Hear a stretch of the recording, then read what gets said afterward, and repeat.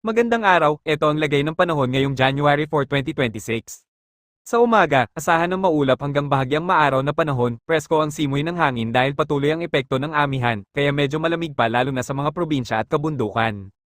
Pagsapit ng tanghali hanggang hapon, posibleng uminit ng bahagya pero mananatiling makulimlim sa maraming lugar, may tsansa ng panakanak ang ulan o ambon, lalo na sa hapon at bandang gabi, dulot ng shear line at hanging amihan.